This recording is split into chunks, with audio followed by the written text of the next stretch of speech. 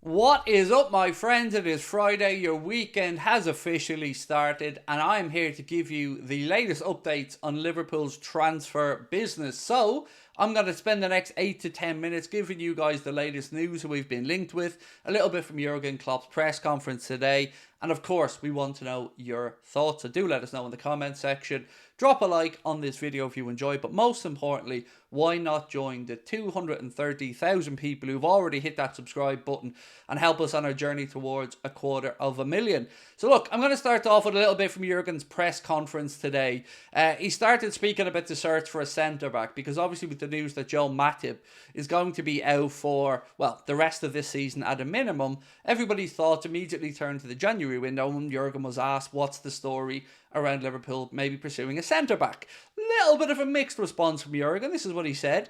It all costs money. Well, first of all, he said, I don't think so. Then he went on to say it all costs money, must be the right player. And then he trots out a line that, if I'm really honest with you guys, it's one of the few lines that I see him say quite often, but I very much disagree with. He said, tell me a club that wants to sell a top centre half. And I get it. I get he's trying to manage expectations, but ultimately, we need a centre half. So, nobody wants to sell. I get that, Jurgen. But that's where the money part comes in. That's where you tickle them a little bit with, the finances of a club at the upper end of the Premier League. So maybe they don't want to sell, but we need to make them want to consider selling. So I do disagree with Jurgen on this. And I also think that maybe he's trying to just manage expectations a little bit. I have a feeling we will be in for a defender in the January market. Speaking about a few other things today around centre-backs, Jurgen said, is it now perfect? As long as we can go with those four, the centre-backs that we have available. If not, then it'll be a little bit more tricky with the amount of games coming up. It's never a wonderland where you can just bring in a world-class centre-back until the other one is fit again. As long as other clubs don't put them under the Christmas tree for us, take it and use it for as long as you need it. I really didn't think about it because it was only 5 days since we had the problem. I don't think so, to be honest. That's what Jurgen had to say. But look, he should look at recent history at Liverpool Football Club. We've been in this position as a club twice in the last few years. Once was in another centre-back situation where we had Nat Phillips and not Nat Phillips. We had Ben Davies and Ozan Kabak brought in, and we all know how that worked out. And another season, we brought in Arthur Melo when we were short of midfielders, and we all know how that worked out. So I don't get this from Jurgen and the club, and I hope to good God that it is just a matter of them trying to go under the radar, because we have a lot on the line this season. We have a potential chance to keep challenging for the Premier League. We want to go deep and win the Europa League. We're still in the quarterfinals of the League Cup.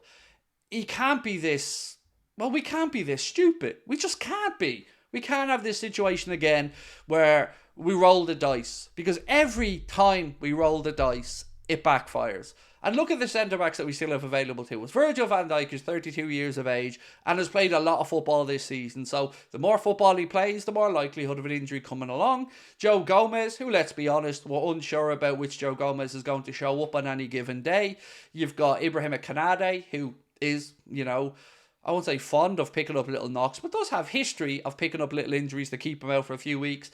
And then we're going to a youngster. We're going to Jarrell Kwanzaa, who looks absolutely brilliant, but is still a very young centre half. So, and then look, add to that, Matip's already going to be out of contract in the summer. So we were going to have to look at this situation anyway. So I don't understand it. I can't see any reasonable expectations to why we shouldn't be going out to get a centre back. And I also don't buy the money nonsense either. He said these things cost money. Yes, they do, but we have it. And we know we have it because we were willing to spend an awful lot of money on Moise Caicedo. So we do have money available to us, so the poor mouth excuse doesn't wash anymore either. So with that in mind, let's have a look at a centre-back that Liverpool have actually been linked with, and somebody who could be available in January, and then we'll go again.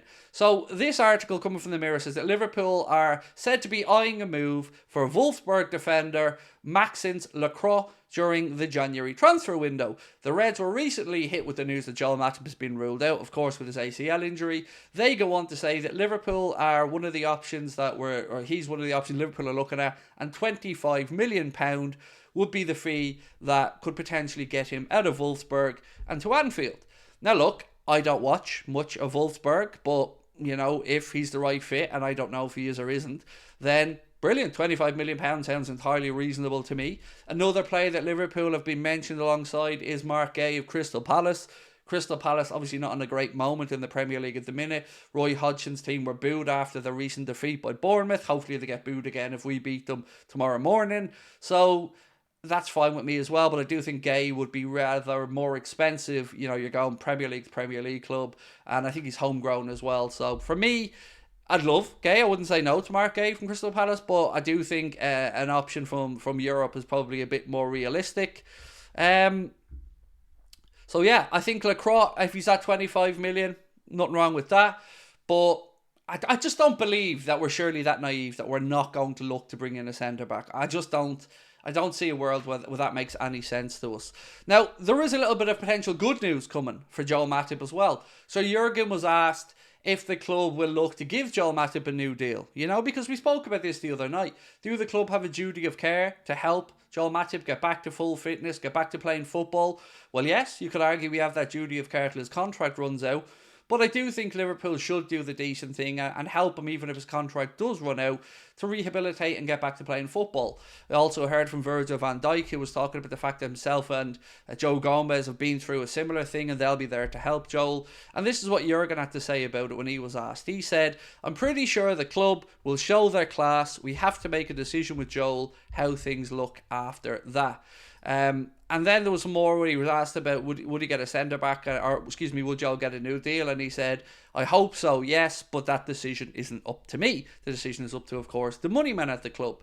So I did mention we did have a bit of good news to finish with, and I was delighted to read this, to be honest. And this is about Allison Becker. So Allison is nearly there. He is nearly back. Tomorrow could be touch and go. He'd be very close by the sounds of it. Klopp, speaking about Allison Becker, said, "Allison looks good. I don't know if he'll be good enough for tomorrow, so maybe not then, but certainly for United next week." Speaking about Alexis McAllister, he said, "Maka doesn't look good. We have to see day by day. We have to see how he shows up. And of course, we have to wait and see how those stitches heal for Alexis McAllister as well on his knee." But the good news is, no matter what happens, this should be the last game, if we're without him tomorrow, that we will be without Mr. Allison Becker. So that is pretty much your roundup, my friends. Don't forget, if you're watching this early in the evening, we will be live tonight from 8:30 right here on Anfield Agenda. Tomorrow, we'll be live from 11:30 a.m. for the watch-along. Another 12:30 kickoff for us, so hopefully we get the 3 points, put the pressure on Arsenal. They've got to play at 5:30 at Villa Park as well, in a difficult game for them, and I'll be doing that one on top of the league as well. So until then, don't forget, let me know your thoughts in the comment section, drop a like on the video, but most importantly, hit that subscribe button. I will see you guys soon. Much love. Bye-bye.